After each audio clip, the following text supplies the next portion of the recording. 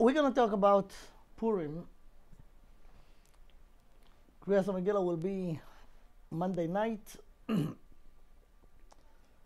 So there is a very interesting thing that I want to focus on today. And this is actually it's in the Gemara. Let's see the source. We have a very unusual mitzvah that we never find it in any other holiday, any other. We have Yom Tovim, we have Shabbat, we have to have fancy meals, lichvod Shabbat, lichvod Yom Tov. But in Purim we have something very, very special called Seudat Purim. Aside from the other mitzvah, of course, of the day, which is Kriyat Megillah, but we have the mitzvah of Seudat Purim. And Seudat Purim, you have to have a fancy meal, but you have to have drinks. You need to drink, and not water, and not sodas, wine, a lot, strong wine. And the purpose of it is to knock you down. I mean, to make you being not aware, to be completely shikol. So let's see first the Gemara, and then I'll show you that it's also la halacha. It's not just a nice thing to do. You have to do it.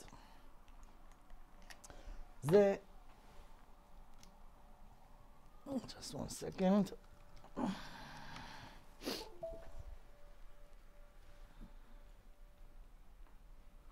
The Gemara is in Masechet Megillah, Daf Zayin Amud Bet.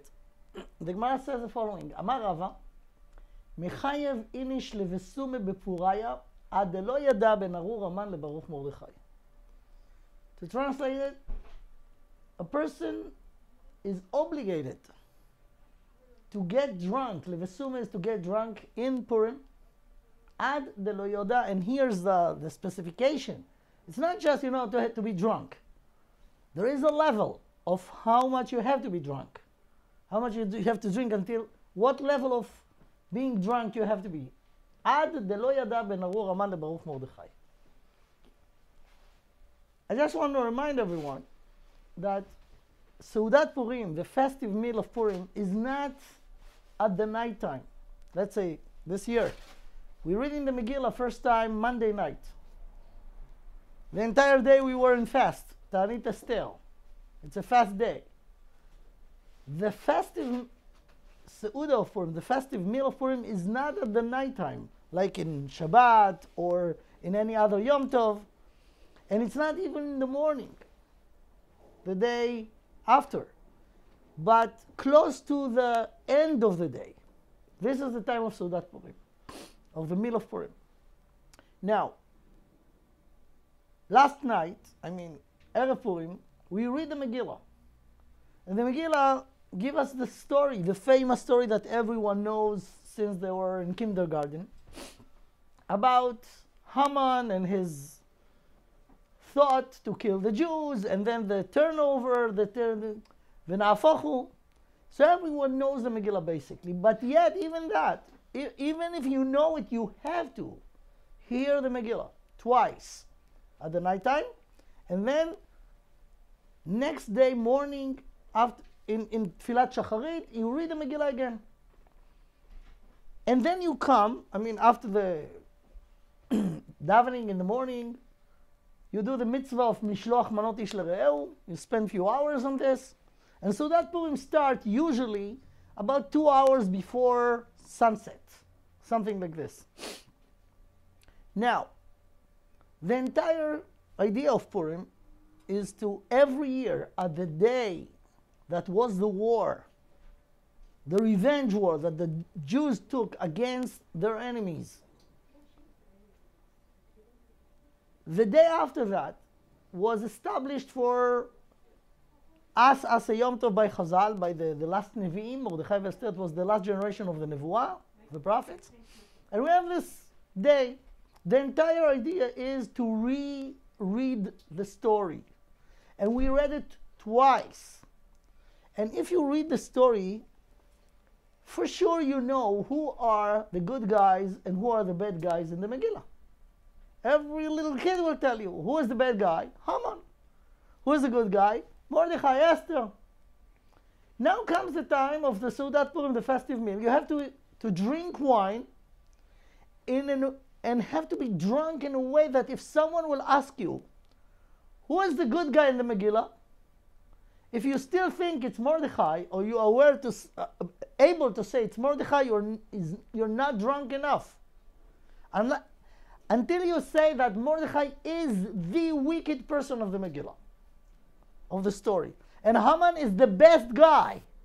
If you're not there, meaning you have to be out of your mind completely, you're not Yotzei Yedei Chova. You're not obligated. Chayav inish. Chayav is obligated. And you obligated until you reach this level that you do not differentiate between the good guys and the bad guys in the Megillah. Very unusual, as we said. We didn't find it anywhere. I mean, apparently why? Because it's a very, very happy day. Why? Because the Jewish nation exists. Haman, the Amalek, want to wipe us out, and Hashem saved us. So, okay, eat well, celebrate. But why this thing? Why drinking until you out of your mind? There is something very deep in this, and that's what we will try to learn today. Besides, being human, being a human being, obligate us to have our mind control our action. And here we find a mitzvah that consciously you gonna make yourself out of your mind.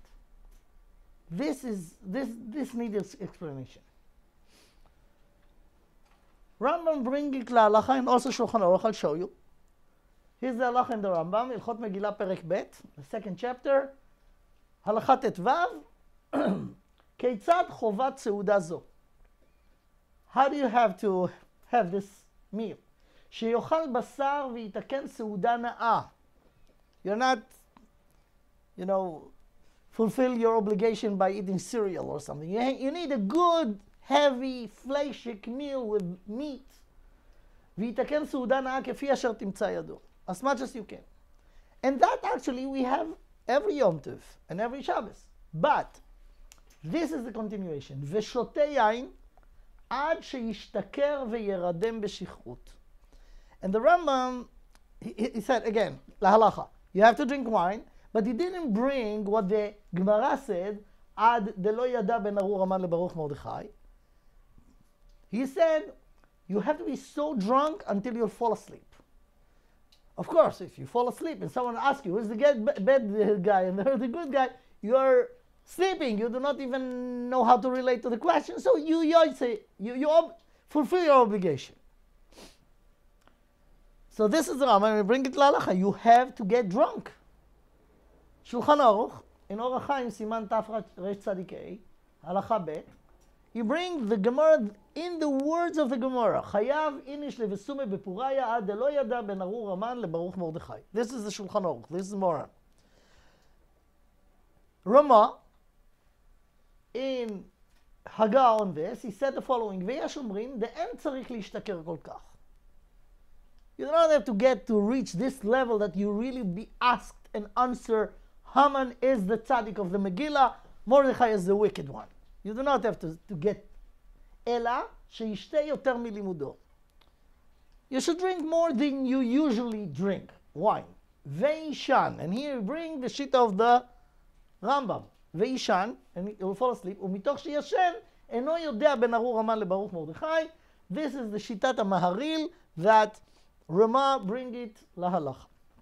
So we have to understand this concept.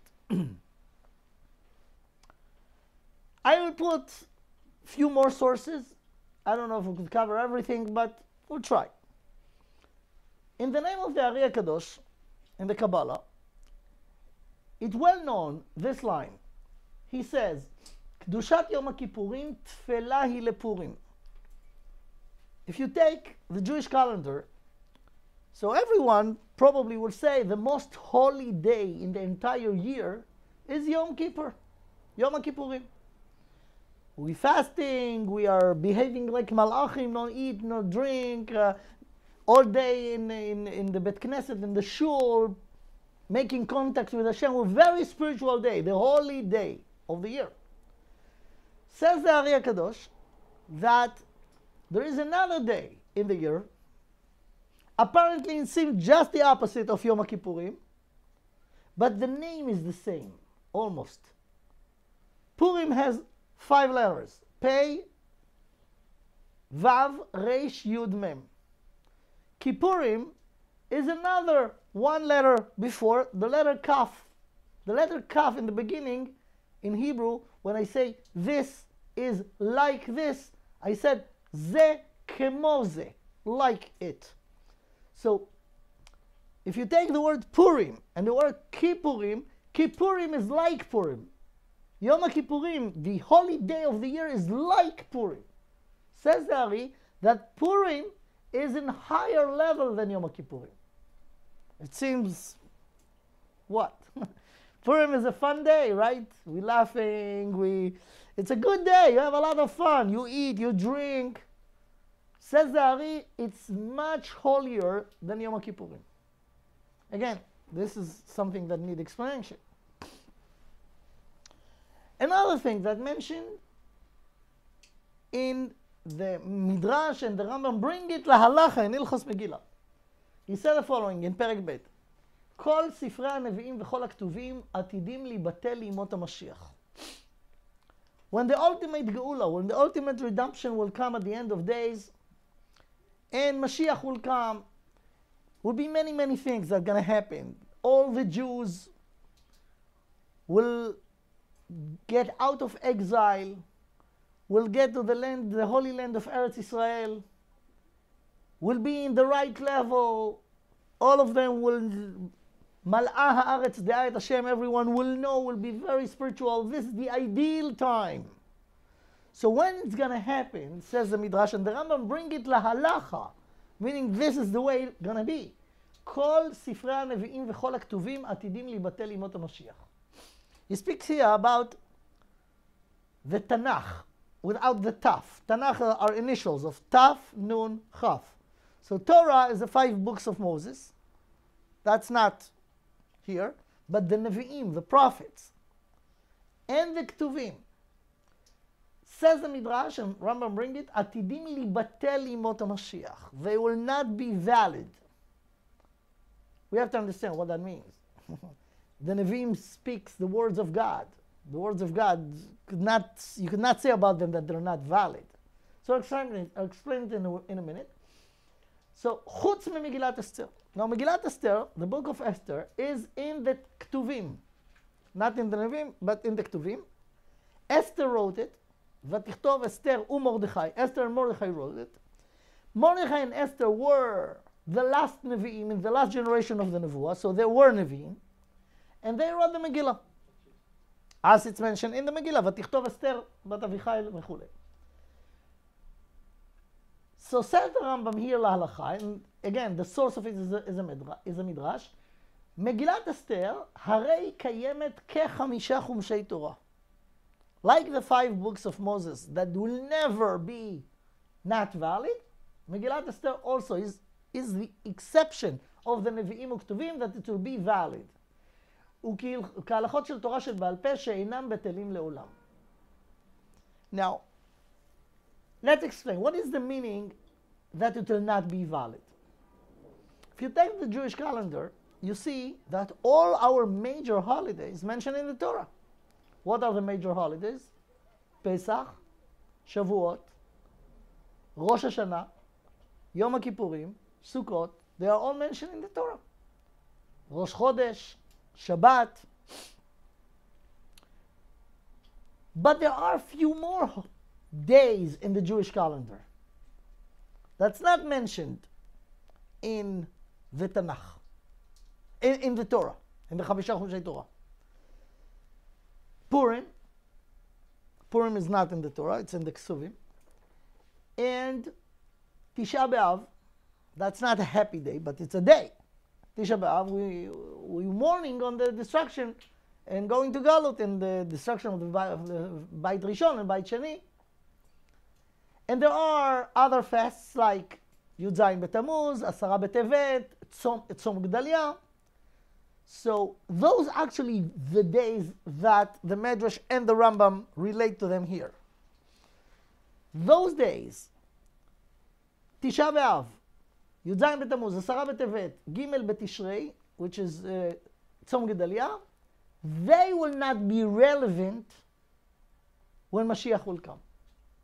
It will be erased from the Jewish calendar. Actually, not exactly. They will turn to be a Yamim Tovim, as the Navi Zechariah said. But they will be mitbatel, they will not be valid the way we used to do them. But not Purim. Purim will exist forever the same way Pesach, Shavuot, Sukkot, Rosh Hashanah, and Yom Kippurim. Now we continue in explaining it. ואף על פי שכל זיכרון הצרות ייבטל.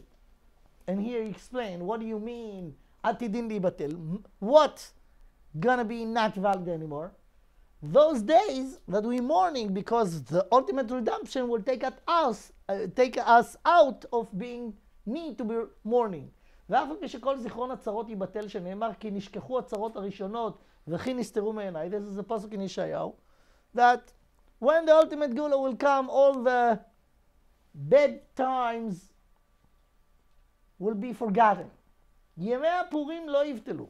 But Purim will never be not valid. שנאמר, bring a pasuk from the Megillah itself, וימי הפורים האלה לא יעברו מתוך היהודים וזכרם לא יסוף מזרעם. So in the Megillah itself it says that it will never be forgotten. It always be relevant, even at the end of days. What makes Purim so strong? So we have to understand, what is Purim altogether? What is the obligation to get drunk in a way that you put yourself in a situation that you be out of your mind on purpose? And what is the meaning that Purim is even higher day spiritually more than Yom Kippur? So those are the things that we will try to address. For this, let's start from the Megillah itself. The famous story of the Megillah. But it's so famous until many things that we know or think we know, we do not really pay attention to the depth. So let's go back to one of the main points of the Megillah. Haman wanted to kill the Jews. I assume that everyone knows the story, right? I will not go to the details. Haman wants to kill the Jews. He made a lottery, he peeled pur, and it fell, the day was the 13th day of Adar. After he made the lottery, he went to the king, Achashverosh, he need to request a confirmation. Achashverosh gave him the confirmation with no problem. So it was a decree that the Jews will be wiped out. And by the way, the lottery was made at Chodesh Nisan. So 11 months from the time the lottery was made, the Jews going to be wiped out, and it was signed by the ring of the king. And that's it. Meanwhile, something happened. All the Jews has the decree to put to death, but it will take another 11 months. Haman, says the Megillah, was going in and out to the palace because he was a deputy to the king. Everyone bowed down to him. Mordechai on purpose didn't bow down to him. He got very mad, the Megillah says. Vayimale Haman chema. He knew that Mordechai do not bow down to him because he's Jewish. מרדכי היהודי לא יכרע ולא ישתחווה. He decided that it's not enough to kill Mordechai himself. He has to kill the entire Jewish nation. And as we said, he made the lottery, he got the permission, fine. Mordechai heard that, the Megillah described. He sent Esther, Mordechai sent Esther to the king Ahasuerus to reveal that she is Jewish and ask him not to agree to this decree to kill the Jews. Esther said, it's not that simple, because I could not go without appointment. I have no appointment scheduled. If I go, they're going to kill me. We're going to gain nothing. Mordechai told her, do it anyways. She said, okay, I'll do it. You go gather the Jews, pray to God for me, and I will go. And that's what happened. So she came to the king with no appointment. The king Ahasuerus knows that his queen, Esther, knows that it's not allowed to come without appointment. Unless he could save her by stretching his stick to her. Okay. So he did it. And he was very curious, because he knows that she knows that it's against the rules. So he was curious. He has a lot of curiosity. Why? So he asked her. She told him, I want to make a party. I want to have a meal with you.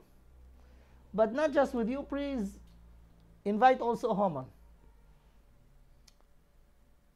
It was very strange in the eyes of the king. No reason why. It's not his birthday, it's not her birthday. And if she wants to be with him, why Haman? Haman has official role. What's the connection between how he relates to this meeting? But he didn't ask any question. He said, okay, party, no problem. I'm a party man. Come on, let's do party. In the party, Haman came to the party very proud of himself. He himself also didn't know what's the reason that he was invited to this party. So he thought, wow, I'm so important, and not just the prime minister, but even the king could not make even date with his wife without me present there. He was very proud of himself. When he came to the party, and when he went out from this party, Mordechai was standing over there, everyone bowing down. He didn't bow down. And he was very, very mad on him, even though he had a decree already to kill all the Jews. He came back home from the first party. And in the party, the king asked Queen Esther, what's going on? Why is this party? She said, I have another request. Tomorrow night, let's do another party, and then I'll reveal to the king why I'm making those party. But Haman should be there tomorrow also. It's important that he will be there, and tomorrow I'll tell you. That made the king very curious. What's going on over here? But he waited until the next day. Haman went out from the first party, going out to his home. It was probably not early time. It was a night time. Mordechai is not bowing down to him. He got crazy mad. He came home very depressed. His wife, Zeresh, says the Megillah, asked him, what's going on? Why are you so sad? Why are you so depressed? So he said, I'm the most important person in the entire kingdom. The king could not do party with his wife without me. I have so much, my status is so high. V'kol ze enenu shave li. All of this is nothing for me. Anytime I see Mordechai, that drives me crazy. Why he's not, bowing down to me. Zeresh told him, okay, I have an idea for you. It's all, this person, Mordechai, and all his nation are under the death penalty. They're going to be executed, but in another 11 months. But you know what? You're so important, the king really appreciates you. You could get from him a permission to kill him right now, because if you'll come back now 11 months every day depressed, you might get a heart attack before you. So you know what? I have an idea for you. Now, after all of those details almost are known, right? Let's go now to the Megillah and see those words in the Megillah. ותאמר לו זרש אשתו וכל אוהביו. It's in the 5th chapter, פסוק י"ד. ותאמר לו זרש אשתו וכל אוהביו יעשו עץ גבוה 50 אמה. Make a tree 50 amma, which is something like 30 feet, more than that. I don't know, 50. Amma is 50 centimeter. What? It's a feet. Amma is a feet. So it's 50 feet high. Which Okay. is going to be like 30 meters. Okay. 50 feet high, okay? יעשו עץ גבוה 50 אמה. Very, very long, I mean, high tree. ובבוקר אמור למלך ויתלו את מרדכי עליו. It was a night time, so tomorrow morning, early in the morning, go to the king and ask the king to hang Mordechai.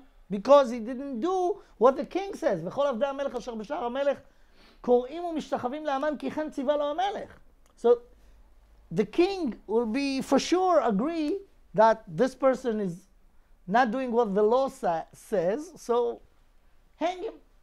ובוא אל המלך אל המשתה שמח, and tomorrow night you have another party with the king, then you'll be happy. It says, ויטב הדבר לפני המן ויעש העץ. Haman thought it's a good idea. ויעש העץ. Now be aware, here it says that his wife and his friends told him, יעשו עץ. Because Haman was such an important person, he doesn't need himself to come and put and prepare the tree to hang Mordechai. Yasu, who? The servants, the slaves, I don't know who. But it was late at night, and he was so anxious to to hang Mordechai. So it says, Vayasa, he himself.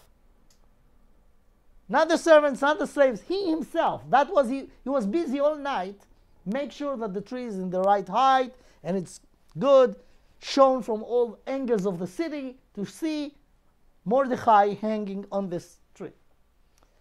Meanwhile, King Ahasuerus in the palace could not fall asleep because he was curious what's going on over here. What's this party, the reason of the party that they just did? Why Esther invited Haman to the party, and what's the purpose of the party of tomorrow night?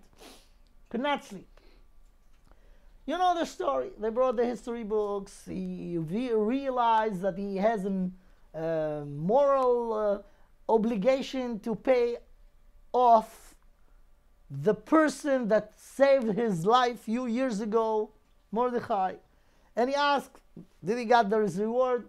They told him no, he didn't. And the entire night he could not fall asleep. Early in the morning, says the Megillah, he still could not fall asleep. And he heard steps outside. The king asked, who is outside? Haman came to get the permission to kill Mordechai. Again, he was so anxious to kill him. Early in the morning he came. Ahasuerus says, you know what? It's so good that you came. I have a question for you. Before he asked him to kill Mordechai, I have a question for you. You know, I have something that really bothers me. I just realized that there is a person in this kingdom of mine that I owe him something. And I want him to get a lot of appreciation. Could you tell me, what do you think? You understand this. What will be the proper reward? Then Haman revealed, he thought, the Megillah says, Vayomer Haman belibo, he thought in his heart, wow, he invited me, he made me the prime minister, he invited me to the personal parties that he has with his wife. And now he could not come down until he's thinking how more he could appreciate me, because who else could be this person? So he said, if you want to give a special reward to this person, whoever he is, get a horse, a royal horse that only the king used, and put on him the clothing of the kings and the crown. And Ahasuerus heard this. He knew what was in the heart of that Haman think about himself. He said, aha, he wants to be the king now. So there is something between him and Esther. So he told them, listen, your idea is very good. You know who's this person that I really want to appreciate, I really appreciate, and I owe him all of this? Go out from the palace. Over there is a Jew by the name Mordechai. He is the one. And you are the one who's going to do it for him. You could imagine how in shock was Haman at this moment. Because everything that he saw just crashed. And he has to do it. He has no choice. So he himself made the tree. He came to get a permission. Instead, he was sent to give Mordechai appreciation. That no one ever got this kind of appreciation. He did it the entire day. He came back home when it was around sunset. He could not even, rest or... The messengers came from the palace, come, very fast, the party is going to start. So he said, you know what, was a very depressing day, but at least it's going to end with a party. And he went to this party, and this party that was, as you know, was his end. Because during the party, again, King Ahasuerus asked Queen Esther, what's the story, what's the reason of this party? And then she revealed to him that she's Jewish. And actually Haman was the one who asked and got the permission to kill the nation of the queen that the king so much appreciate and love. So he got mad, the king. He went out to come down. He came back, he see Haman lying down on the bed of Esther begging for his life. So he said to him, Hagam lichbosh et hamalka imi babayit? He got even more mad on him. The Megillah described that when he came early in the morning, the words, ויאמר המלך מי בחצר, והמן בא לחצר בית המלך החיצונה לאמור למלך לתלות את מרדכי. Be aware of those words. He came in order to ask the king, לתלות את מרדכי על העץ אשר הכין לו. To hang Mordechai on the tree that he made for him. Who made for who? Haman made for who? He thought for Mordechai. But actually, he made it for himself. Because that's what really happened at the end. ויאמר חרבונה אחת מן הסריסים, in the party, after King Ahasuerus was mad on Haman, ויאמר חרבונה אחד מן הסריסים לפני המלך, גם הנה העץ אשר עשה המן למרדכי, אשר דיבר טוב על המלך עומד בבית המן גבוה 50 אמה. He informed the king that Haman made a very high tree to hang Mordechai. ויאמר המלך תלוהו עליו. So the king was really at the peak of his madness on Haman, and he said, hang him on it. And that was the end of him. ויתלו את המן על העץ אשר הכין למרדכי, וחמת המלך שכחה. So again, the story is known. I read it and reread it again just to emphasize something amazing. And this is the story. The Gemara in Masechet Chulin, bring Daf Kuf Lametet Amud Bet, the Gemara bring a series of questions that the Jewish sages of a place in Bavel called Papona ask one of the famous Amoraim, Rav Matna. They asked him a series of questions. Few of them related to the event of Purim, but the questions were not simple. They were very deep questions. In the Torah we have 4 levels: Pshat, Remez, Drash, and Sod, Pardes. They was interested in the depth. So they went to the 2nd level and they asked him this question. They asked the Jewish scholars of Papona, ask Rav Matna, Haman mina Torah menayin. We know there is nothing in the world, not event and not a person and not anything, that not hinted in the Torah. Because when Hashem created the world, the Torah was the blueprint. So everything is hinted in the Torah. So they asked him, if everything hinted in the Torah, could you reveal to us where Haman, the Haman that wanted to kill the Jews, where he is hinted in the Torah? Now, in the Torah, you could not mention Haman in the simple level because the event of Purim happened many, many, many years after. But in the hint, because there is nothing that not hinted in the Torah, so where's the hint? What was his answer? The answer of Rav Matna to the sages of Papona were Hamin ha'etz. There is, he quote over here two words, Hamin ha'etz, and where are they? In Sefer Bereshit, Perek Gimel, Pasuk Yud Aleph. We will see it soon.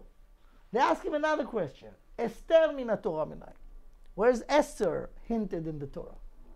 He quoted another pasuk, not in Sefer Bereshit, but in Sefer Dvarim, Ve'anochi haster astir panai.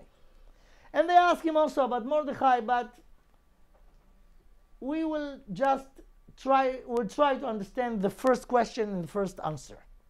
Haman min Torah minai. So where is Haman hinted in the Torah? So he told them, Rav Matna told them, Haman hinted in the Torah in the story of the Garden of Eden in the beginning of the Torah. Let me show you where those two words are in the Torah. Here. Hamin ha'etz asher tziviticha levilti achol mimeno achalta. But what was the story? The story was the following. Again, the story of the creation. Second chapter, Sefer Bereshit. Vayita Hashem Elokim gan be'eden mikedem, vayasem sham et ha'adam asher yatzar. Hashem created a garden. He himself made a garden in place called Eden, Gan Eden. And over there Hashem plants things, plant trees in this garden. ויצמח השם אלוקים מן האדמה כל עץ נחמד למראה וטוב למאכל. So there are many trees that their title are כל עץ נחמד למראה וטוב למאכל. But then there is another two kind of trees. עץ החיים בתוך הגן, very interesting name for a tree of life, in the middle of the garden. And another tree with also very interesting name, ועץ הדעת טוב ורע. A tree of knowledge, good and evil. Those two trees, עץ החיים and עץ הדעת טוב ורע, are in the middle of the garden. Around them are all the rest of the trees. When Hashem created Adam, he put him in this garden. So, וישם שם את האדם אשר יצר, and now Hashem saying to Adam, ויצב השם אלוקים על האדם לאמור, מכל עץ הגן אכול תאכל. You allowed to eat from all the fruits of all the trees in the garden. מכל עץ הגן אכול תאכל. ומעץ הדעת טוב ורע לא תאכל ממנו, כי ביום אכולך ממנו מות תמות. Only one exception, this is the tree of knowledge, good and evil. Don't eat from it. If you'll eat from it, you're gone. The punishment will be a death. כי ביום אכולך ממנו מות תמות.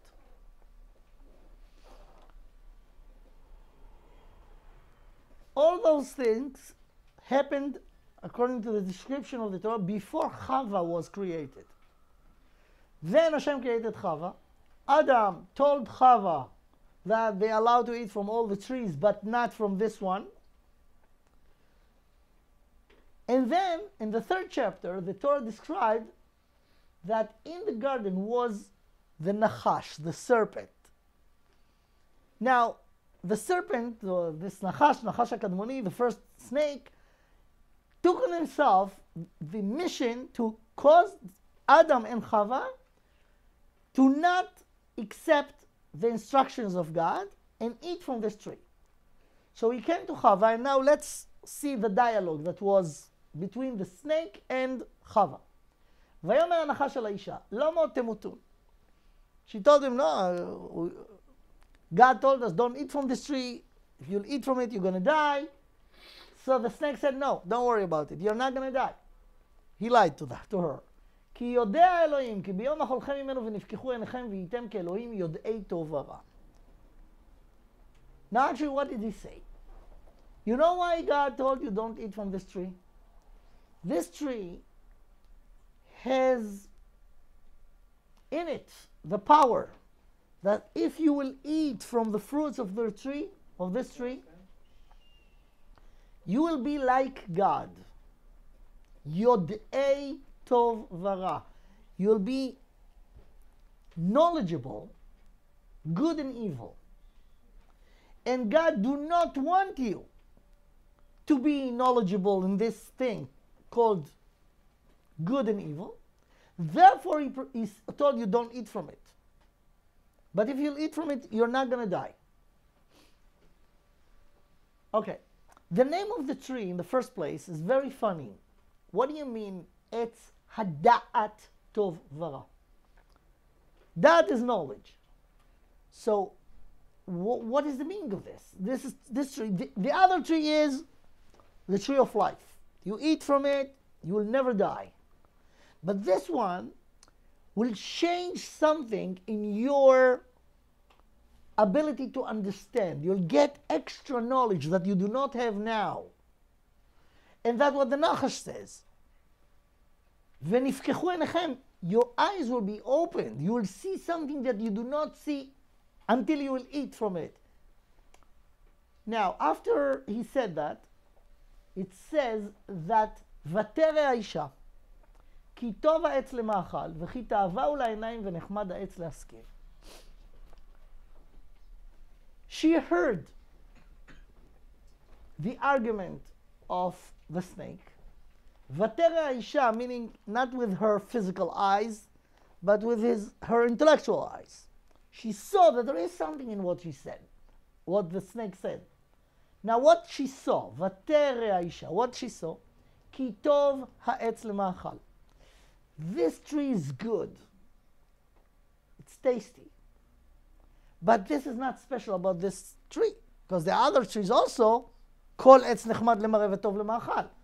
So because of this, that it's a good taste of the fruit of this tree, that there is this thing exists in the other trees. But here was something even more. וכי תאווה הוא לעיניים. Very interesting, the description. When she looked at the tree, she felt desire to eat from it. Desire, תאווה. תאווה הוא לעיניים. And not just that, but ונחמד העץ להשכיל. ונחמד, she felt that she really wanted. Why? Because it will make her more knowledgeable. להשכיל, השכלה. She will become more in higher level in her intelligence. Those three things, that what caused her to listen to the Nachash. ותיקח מפריו ותאכל, and she took from its fruit and ate. ותיתן גם לאישה עמה ויאכל. ותיתן גם לאישה, she gave her husband, but she told him the entire thing. She told him, it's true that God says don't eat, but the snake said something very interesting, and I looked or checked out, consider what he said, and I think he's right. And Adam said, you know what, you're right. And they both ate from the tree. Okay, so they listened to the snake, they didn't listen to Hashem. What happened to them when they ate from this tree? The Torah describes, I don't have it here. The minute they ate from the tree, they realized they are naked, that they are not with clothing, and they felt uncomfortable. And we have to understand this. What do you mean? What do you mean, ונפקחו עיניכם? Your eyes will be opened. It's not the physical eyes. They were not blind before. But before that, it doesn't bother them. Now they feel so uncomfortable. what's going on? I mean, why, when they ate from this tree, they felt uncomfortable because they were without clothes? But the Torah described, וישמעו את קול השם אלוקים מתהלך בגן לרוח היום. They heard God is in the garden. ויתחבא האדם ואשתו. And they hide Adam and his wife מפני השם אלוקים בתוך עץ הגן. They cover themselves with the other trees of the garden. ויקרא השם אלוקים אל האדם ויאמר לו אייכה. And God turned to him and asked him, where are you? It's not that Hashem do not know where he was. There are two things over here. First of all, he wanted to start the conversation with him. So that was the way to start the conversation. But the depth of it was, he put it in front of his face. Where are you? Look at you. Look at your level. Before you ate from this tree, I talked to you. Hashem commanded him. He didn't feel uncomfortable when God talked to him. Now, when he knows that God is around, he feels uncomfortable. Look what happened to you. And we have to understand what happened. Look what Adam says. Vayomer. Adam says to God, after asking him, where are you? He told him, את קולך שמעתי בגן, ואירא כי ערום אנוכי ואחווה. Very interesting. He didn't say, I heard that you're here and I feel ashamed. Vaira, I feel scared. I'm scared. Why I'm scared? Because I disgrace your commandment. Vaira ke'erom anochi va'echave. So Hashem turned to him and he told him these words. Vayomer, mi yigid lecha ki erom ota? Who told you that you are naked and nakedness is a problem? המין העץ אשר ציוויתיך לבלתי אכול ממנו אכלת? Isn't it because you ate from this tree that I told you don't eat from it? The entire story over here is very, very deep to understand what happened. Who was the snake? What was his argument? What caused Adam and Chava to know and be ready to pay the price but eat from the tree? Why they feel ashamed? It's all a lot of details, very deep details. I want again to emphasize on our topic.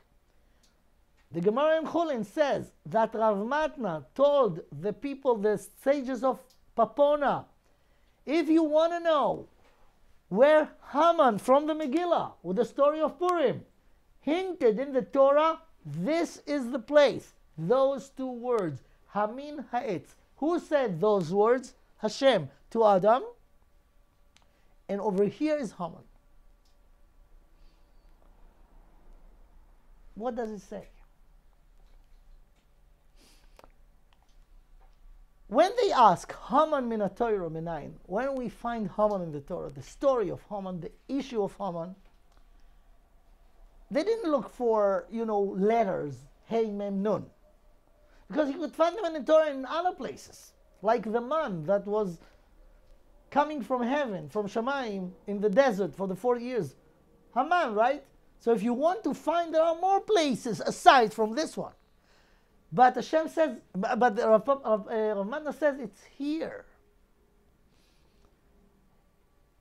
In the man that came from Shamayim, okay, the letters Hey Mem Nun are there.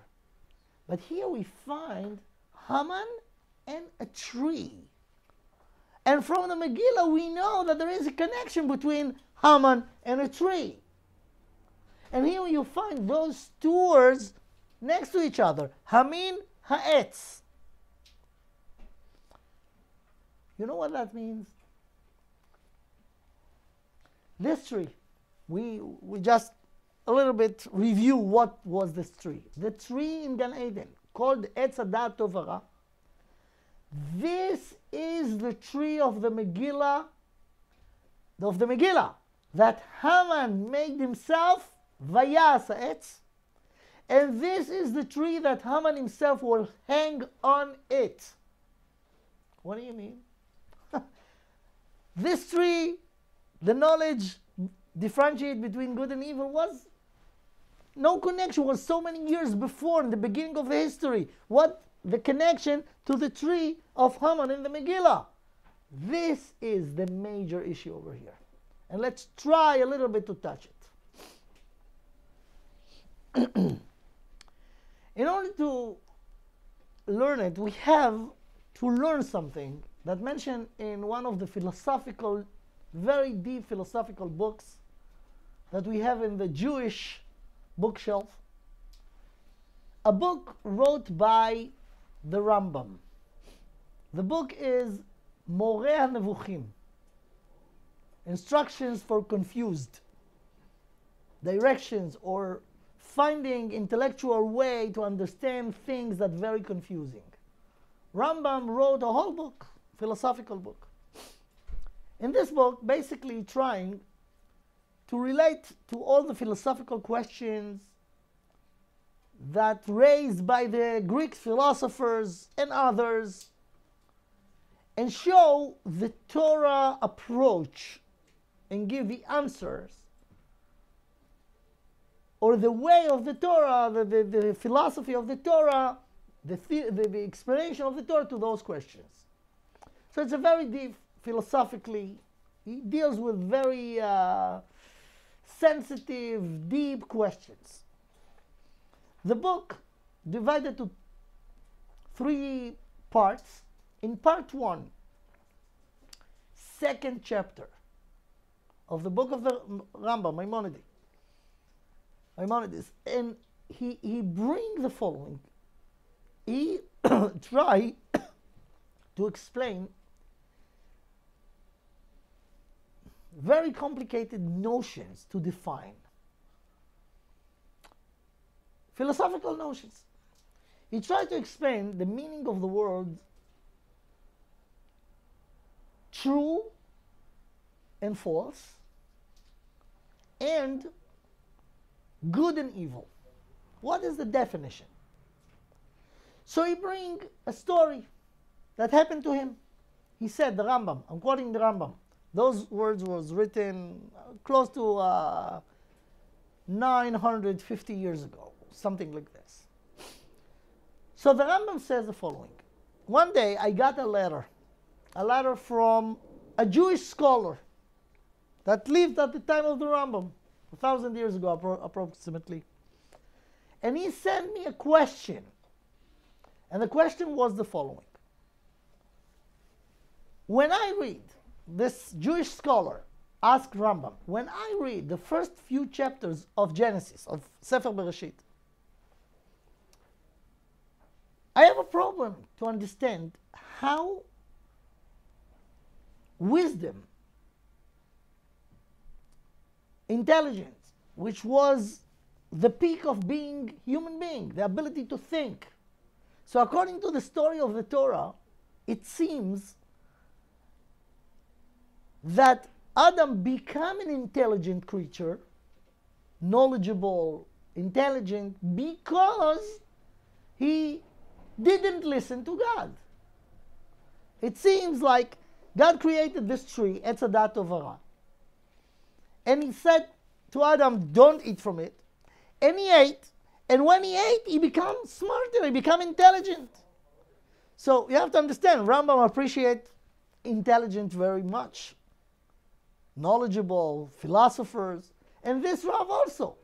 So he asked him, how could it be that this amazing gift that we all appreciate was getting to Adam when he didn't listen to God? Instead of punish him, he make him smarter. What do you think about the question? Seems a very good question. So that was the question. Rambam answered the question, and his answer is intellectual earthquake for anyone who think he knows what's going on when you read those psukim or this event of Chet Adam Harishon. Says the Rambam, I recite in brief, says the Rambam to this Rav, listen, your question based on wrong assumption. You have a mistake in the assumption, and therefore you build on it the question. What was the assumption? The assumption was that before Adam ate from this tree, he was not intelligent, not smart, and when he ate, he became intelligent. Says the Rambam, I could prove to you that this assumption is wrong. Adam, claimed the Rambam, before he ate from this tree, was smart and was intelligent. From the simple reason that God talked to him and commanded him. If God commanded him, don't eat from this tree, if you'll eat from this tree, you're going to die, for sure he has the ability to understand it, because if not, what's the point? There's no point to talk to the wall, because the wall cannot understand, or to animal. Therefore, from the fact that God commanded him, it means that he was able to understand what God's saying to him. So he was intelligent before. But the Rambam continued and says something even more amazing. He said the following. It was a change between before he ate from this tree to after. But the change was not upgrading his level of intelligence, but reduce it. Before he ate from this tree, he was in way high level of understanding, and after that he fell down from this level. To explain it, we have to deal with a very deep philosophical issue. I'll try to do it in brief because we do not have time. We need really few hours to really discuss it to the last detail. But look at this. Look at those notions. I wrote over here 4 notions. 2 pairs, that's something and the opposite of it. In Hebrew, in the right top, I wrote the word emet, which is true, and in the left top, the word sheker. Sheker is false. Okay? So emet and sheker, that's the opposite. True and false. In the right side, on the bottom, I wrote the word tov, good. And the opposite of good is bad, and it's more accurate than evil. Evil, but it's bad. Bad is the opposite of good. Now the question is, those 2 pairs, emet and sheker and tov and ra, are they identical? Are they the same? Is emet and good are the same? Sheker and ra are the same? That's a general question. But I need to break it to more, make it more sharp. I'll ask 2 questions. It will seem the same, but they're not the same. Is true, emet, always good? Question number 1. And sheker, always bad? Lie or false, always bad? This is question number 1. Question number 2 is the opposite. Is tov always emet? Good is always true, and bad or evil always a lie? Those are the questions. I know it's very tempting to answer right away, but you have to think about it. It's not just yes, no, but the main thing is the explanation. So what do you think? First of all, are they identical? Those 2 pairs. They're not identical, they're identical. What do you think? No, maybe not. Okay, if not, why not? We have to define what is emet, what is true, and what is good. So we could discuss it. This will take a lot of time. I'll tell you what, probably after a long discussion, we'll get to this conclusion. They are not identical. The first pair, emet and sheker, are absolute notions. And the second pair, good and evil, or good and bad, are relative notions. And there is a huge philosophical difference between the 2. What do I mean by this? Let's start from this. tov v'ra. Good is not always true. I could, according to the best of my judgment, decide about something that it's good, but it's not true. Let me give you an example. Let's say that if I'm thirsty, people will ask me, what is your favorite drink? And let's say I say orange juice. It's my favorite drink. They will give me an orange juice. I will drink from it. They'll ask me, what do you think about it? I could say 100% good. Very sure about it because I love it. I'm thirsty. This is the right thing for me. I love it. This is so good. Am I right? Yes. For me, I'm right. I'm thirsty. This is my favorite drink. I got it. I feel good. This is true. But when I decided that orange juice is good, is it an absolute statement? No. It's good for me. Someone could have allergies to orange juice, and for them, it will be a torture if they have to drink it. Or they have a psychological problem because since they were 4 years old, they were forced to drink orange juice every morning. They could not look at it anymore. So who's right? I could look at the orange juice, says, this is good. Another person, not less smarter than me or normal person, could say 100%, no, it's not good. It's okay. My opinion is valid, and his opinion is valid. Why? Because when I decide that this is good, it's not an absolute statement. It's good for me. Now listen to this, very important. If people understand that this point alone, all the wars in the world will be prevented. Anytime you use the word good about anything, you use it, you heard other people use it, you have to understand that it's not an absolute statement. Every time you heard the word good about anything, ask 3 questions. Let's start from number 1.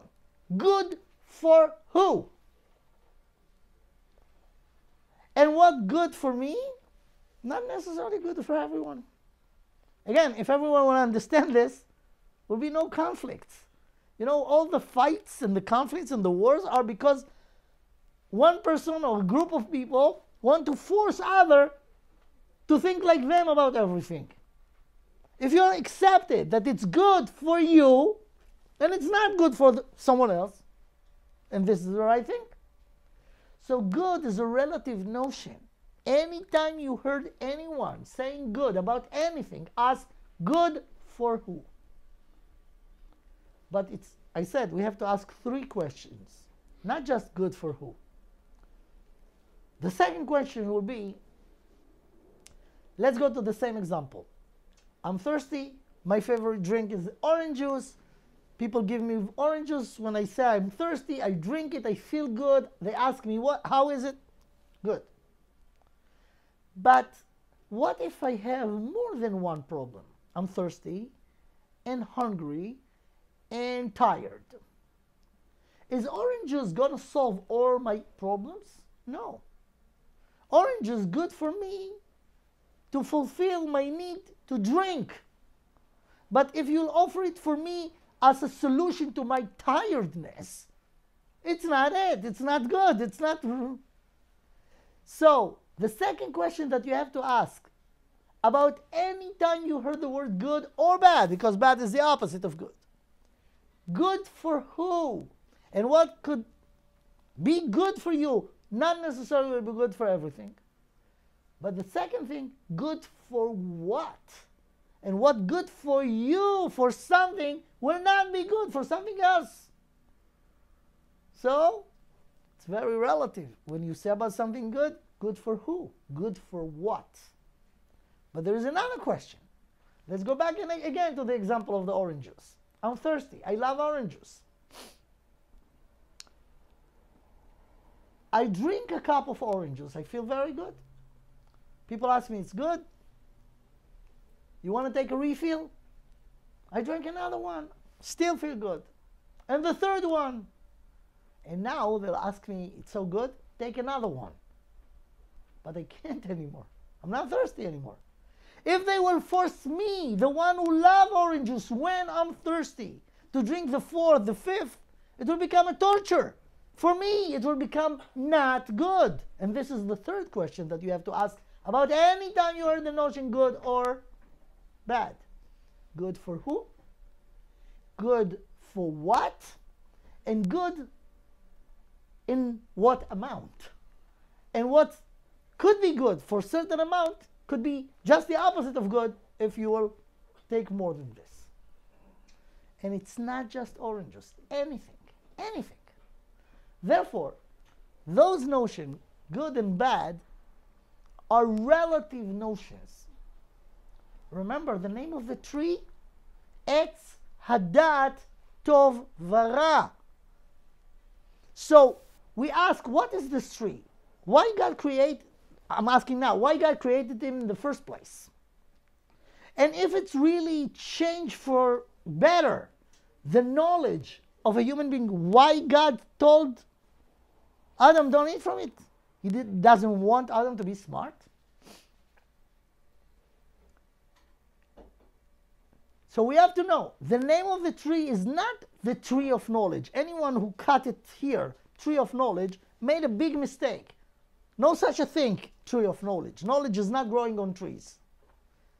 Etz Hadat Tov Vara. It's not just stam, general knowledge. This particular one, good and evil, which is a relative notions. Before Adam ate from the tree, those relative notions were not in his system. Because those relative notions are not making him in high level knowledge, but reduce his level of knowledge. I'll explain this after we'll explain the first pair. Versus good and evil, which is good and bad, that are relative. The true and false are an absolute notions. What is true? What is the definition of true?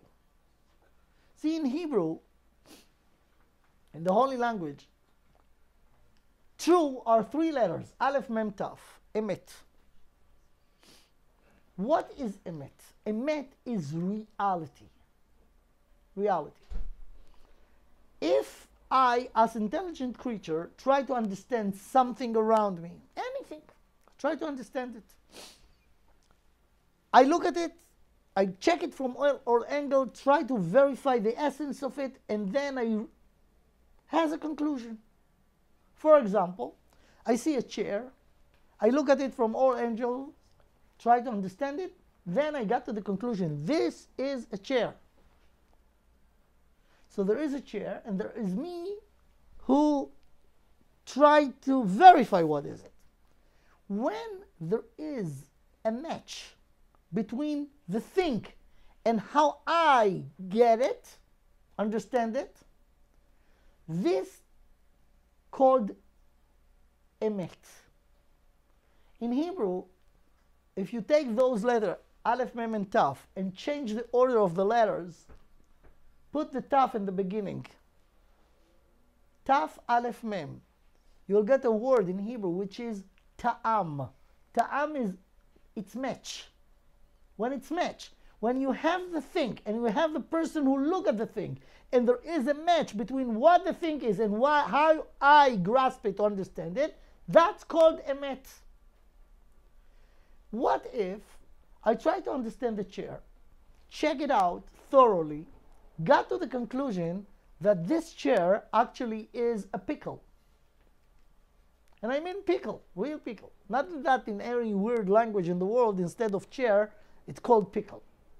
I look at the chair and I think, this is pickle, meaning that if I put it in the salad, I get this soury taste of a pickle. Obviously, there is no match between the thing, because it's a chair, and what I think about it. And I give it as just an example, right? It could happen, right? What do you think? Many people see things and understand them not the way they are. Sometimes science will reveal to us later on, but sometimes it's not just in science. We used to think you understand it in a certain way, but the essence of it is completely different. Could happen, right? When there is no match between the thing and how do you understand the match, how you understand the thing, there is a mistake. Be aware that always, in this case, the mistake is not in the thing, but in you who understand it wrong. The thing is the truth, the reality. You could not see the reality the way it is. That could happen. When there is a match, that's what we call truth. And this is emet. The opposite of this is lie or false. Now, truth is something solid, is something absolute. It's not up to me. The reality is there completely without me being aware of it, giving it the validation to be. I always give this example. Before Columbus discovered America, no one in the world knows that America exists. When Columbus discovered America, people were aware of the reality of America. It means, let me give you a ridiculous option. What do you think about the possibility that America never existed before Columbus discovered it? The minute Columbus discovered America, America was created. Before it was not exist. Option number one. Option number two, America was there always. People do not know about it. It doesn't bother America to exist, meaning the existing of the reality is not up to a people or person who are aware of it. Because the reality is reality. It's there. You want it or not want it. This is it. You could be aware of it, know about it, or not know about it. Okay? This is the truth. The truth is something solid. It's not changed from time to time, from day to day. Therefore, the most stupid line that's so popular and so stupid to say, this is my truth. This is my own truth. Everyone with their own truth. It's so stupid because if it's true, it's not it's not private truth. Truth is reality. You know it. You know it. You do not know it. It doesn't bother the truth. The truth is there. So truth is always there. Truth is an absolute notion. Good is not an absolute notion. It could be good for you. And what good for you is not necessarily good for others. Let's go back to the Rambam. Rambam explained to this Rav that asked him, how could it be that a human being become what he is intellectually after he just refused to listen to the instructions of God? And he ate from this tree and he becomes smarter? Doesn't make any sense. That was the question. What was the answer? You're wrong.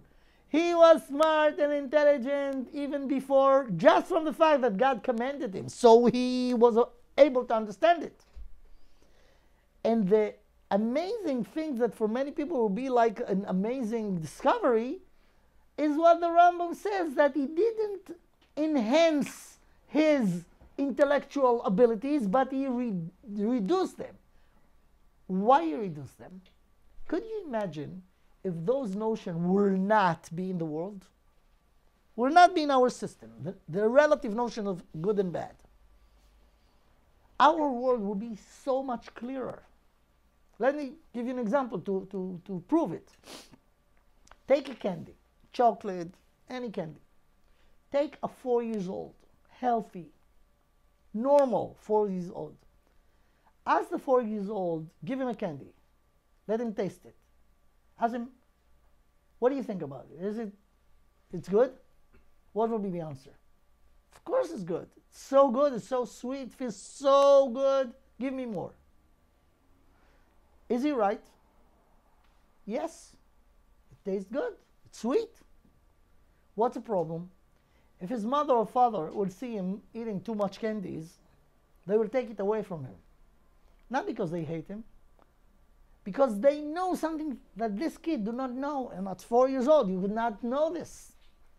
Meaning the way he judge things is based on his taste and his tongue, right? His father or mother see things that he has no access to. They know something about vitamins. They know something about the ruin that could too much candies cause to the teeth system. He do not think about it. It's not in his measurement is based on limited things. The taste of the now of the it's good. It feels good right now, and he has proofs to this. It feels sweet and good, but he doesn't see everything. See, it's not just this kid.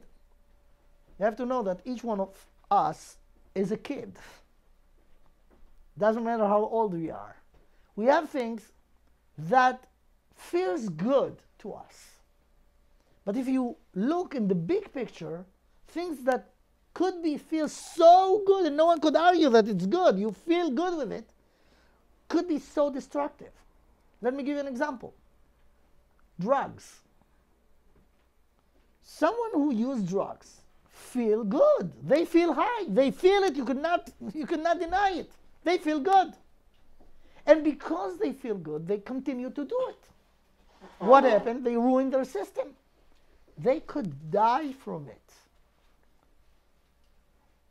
Now, if our judgment, and most of the people of the world judge things not based off if it's true, but if it feels good. And this is a problem. Because if you separate those two notions and take this, the good and evil, the good and bad, and based on it make your decision, you're gonna die. And again, the example are drugs, but that's just an example. It feels so good, you become so addicted to it until this gonna kill you. Says the Rambam. Before, and that's why Hashem didn't want Adam to be connected to those notions, because if he will look at the world only from those notions of the absolute, his mistakes will be zero. Everything that he will do, you will see the entire picture. And based on it, he'll make the decision. So it'll be much higher level. So Adam went down when he bring to his system of judgment those relative notions. That's the problem. In brief, I could say the following. This is the tree. Says Rav Matna, Haman of the Megillah connected to this tree. In the Kabbalah teaches us that every physical thing has a spiritual root, spiritual source. All the nations of the world each nation has an angel, which is a spiritual power that represent the nation in front of God. There are 70 nations in the world, and each one of them has a specific special angel. The angel of the nation called Amalek is the evil. The angel of Amalek is the evil. The evil in the Kabbalah called the other side, the Sitra Achra, the other side. In the Midrash, Pirkei Rabbi Eliezer, he said that the snake in Gan Eden, in the Garden of Eden, the snake was an animal that has a rider. The rider is the other side. And he was the one who tried to convince Adam and Chava, and he said, even though God told you, don't eat, I'm telling you, yes, eat. So that makes him the other side. This negative spiritual power that was the rider of the snake in Gan Eden, he is the angel or the spiritual force behind Amalek. And Amalek is the worst nation in the world because we, the Jews, represent God as God told us, you will be my nation. ואתם תהיו לי ממלכת כהנים וגוי קדוש. And there is always the other side. The other side is Amalek. And Amalek is the enemy of the Jewish nation. Haman was from Amalek. Haman was in a position of the snake. What was the motive, quote, quote, of the snake to make Adam and Chava to not listen to God? Because if they will not listen to God, he will have control over them. The Gemara in Masechet Bava Batra says that this negative power called the other side, the Sitra Achra, has three hats, three jobs. Hu Yetzer Hara, Hu Satan, Hu Malach HaMavet. He is the one who came as a friend and make the temptation and give you a reason why not to do what's right, because it's yummy, it's tasty. He used this relative notion called Tov, relative Tov, to convince you. But then he is the Satan, he is the prosecutor, and he is the one who executed the one, he is Malach HaMavet, he is the death of angel. Same power. Haman was in a position that when the Jews, represent by Mordechai, refused to bow down to him. What is the meaning to bow down? To accept him as an authority. Mordechai refused.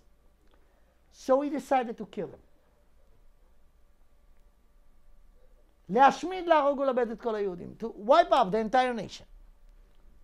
He made the lottery. Later on, he wants to kill Mordechai specifically. And he built a tree to hang him on it. He himself, Haman, built the tree. This tree, said Rav Matna, is the tree of Gan Eden. The Etz Hadat Tov Hara. He built the tree. What happened at the end? Mordechai was connected to God, and the Jewish nation was connected to God. Therefore, he could not kill them. Instead, what happened? He himself was hanged on the tree that he himself built. And that's what's going to happen.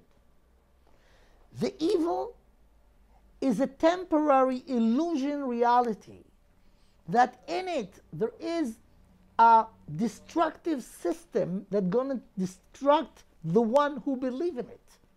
It's exactly what happened to Haman.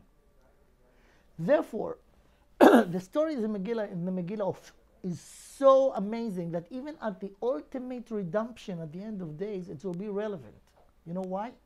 Because what happened in the Megillah stretch on 9 years is actually the story of the entire history. The entire history, they building the tree, the lie, build the tree, and they operate by this system of relative notions of good and evil. When the truth will be revealed at the end of days, they will be hanged in the system that they themselves build. Therefore, Purim will be relevant at the end of day when the ultimate redemption will come. And now we could understand the other two questions, the answer to the other two questions. Says the Ari HaKadosh that Purim is higher level than Yom HaKippurim. Why? Because in Yom HaKippurim, you have a body and a soul. Yom HaKippurim, you reduce to minimum the body needs. Not eating, not drinking. Become spiritual in Yom Kippur. In Purim, you have to eat, you have to drink so much. And from there, you have to go to the highest level of being spiritual. When you diminish the physical and become spiritual, it's nice, but it's natural. When you feed the body and feed the physical and make out of it the holy level, the highest level, that's much greater. And this is the meaning of eat and drink until you take out, put away your da'at. Because this da'at is the negative da'at. There are two kinds of da'at. There is the da'at of Etz HaDa'at Tovara. This is a negative da'at. What is the positive da'at? Next week, Parashat Ki Tisa, we're going to read or learn about Betzalel, who built the Mishkan. It says that Hashem says, "Va'amale oto chokhmah, bina v'da'at." Ata chonen le'adam da'at. Says Rashi, says the Malbim, chokhmah, bina v'da'at. What is the chokhmah, bina, and da'at? Yadua she'achokhmah hi mekubelet. Chokhmah is something that you get from outside. Teacher teach you, or reality teach you. Bina is when you understand the information and build out of it more information. This is bina, מלשון בניין, building. בינה מה שמוציא מדעתו. דעת הוא ידיעת האמת הברור אחרי השתמש במופתי הבינה על פי דרכי החוכמה שקיבל. After you got the chokhmah from outside, build it and know the implication of it, you have to apply it to your life. And this is the da'at. The da'at is take the chokhmah and the binah, apply it to your life. This is one kind of da'at. There is another kind of da'at. Betzalel, as we said, mentioned before, Hashem says, "Va'amale oto ruach Elohim b'chokhmah u'v'tvuna u'v'da'at." Says Rashi, בchokhmah מה שאדם שומע דברים מאחרים. As we said before, chokhmah comes from outside. בתבונה מבין דבר מליבו מתוך הדברים שלמד. He built it and made the implication. But look what Rashi says about da'at. What is da'at? Ruach HaKodesh. Da'at is Ruach HaKodesh. Ruach HaKodesh comes also from up. But not from a person or teacher, not from the reality, but from God himself. So there are two kinds of da'at. Da'at that come from up, and da'at that come after the chokhmah and binah, that you apply it to your life.